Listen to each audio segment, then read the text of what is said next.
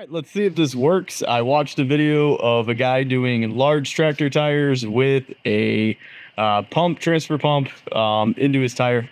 Let's see if I follow the right steps, or let's see if this even works. Here we got Wild Horse. Don't mind, the steering wheel literally just cracked and broke off. I've tipped this thing a couple times. Must have been too hard on it. It is what it is. Figure that out in the morning. So let's air up the tire. There's this cool little piece I bought off Amazon. I'll put it in a link if this works. Probably the only way you'll even see the video if this works. So ideally took out the valve stem itself, the insert, spun that on, spun the pump on, made up a hose. It goes to a Harbor Freight, like Barracuda or something like that. Made my own adapter because I lost the original one. Barbed it to the 5/8 hose. And there we go. So let's see if this works. All right, so as far as I can tell, it is working. I don't know why I got the slightest little leak right out of this, even though it has a rubber gasket and everything. But you see, it's very little. I could feel the fluid hitting the tire. And we were definitely stirring, and that has gone down. So we're just gonna keep this going. I got 2 gallons in there right now. And again, it's going down. So reason we're doing this is this machine, if you've seen any of the videos, unless you're brand new to this channel, and I suggest you to go watch it, with them new tires in the back, I get so much grip, this whole front end will just come up, and I've actually fallen off, I think twice now at least, because it's just picked up and just kind of tossed me back. Even when I put in the clutch, it's the momentum so quick. So can try to load these down, hopefully get about 30 or so pounds into these things, into the both tires combined, and we'll be good to go. Someone else has already done the math for me. These things are about 8.6 gallons per gallon, or 8.6 pounds per gallon that I'm adding. So right there would be like 17 pounds more or less. So yeah, again, definitely appears to be working. And there's a little device right here to release air. So it's just gonna be a little bit of a slow go.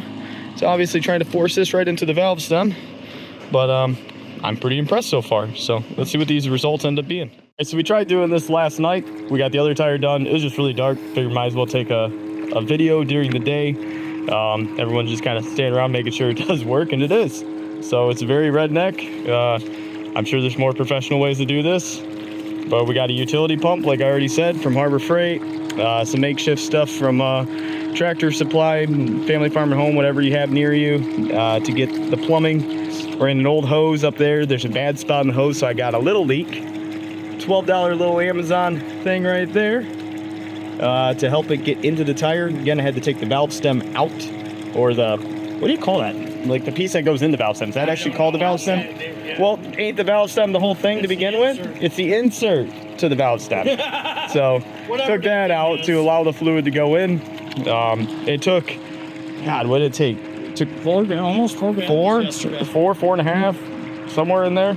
So roughly 30 something pounds added to the other side. About to add 30 something pounds to this side. So how big your tires? These are 22 by 8 by 10. Let me see how my memory worked. I'm looking 22 by 7 by 10. I was 1 inch off. So must run in 20s. Getting it going. About 3 gallons.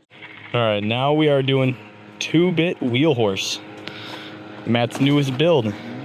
So what? That's a 20 horse? Yeah. 20 horse Duramax. Single cylinder. Yep, the single cylinder. You have 8. Yeah, 8 on the front. What in like 4 or 5 in the back? 4.5 in the back. He built some custom belt keepers. It's the 8-speed rear end that he welded. Has some 23s in the back that are just the Sun Fs. Definitely some nice tires. That's actually what ran on Wild Horse for a long time. Then he's running the tires that were used to be on Dog that are 18 by 7s by 8s.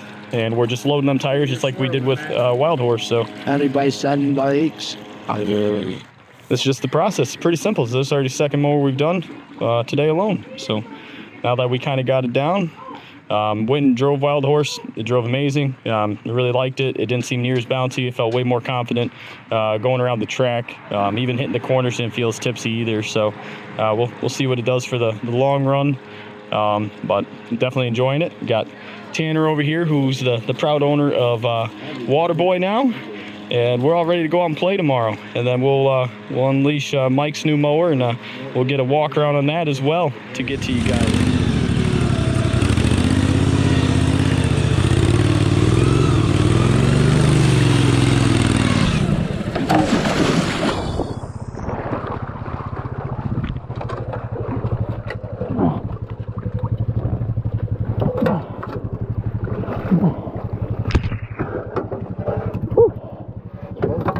Flippy boy, though.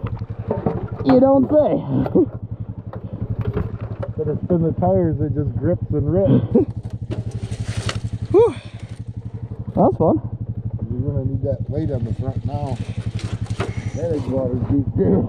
You just need a shower now. Well, she's got some oil up in there. Oh yeah, I'm sure.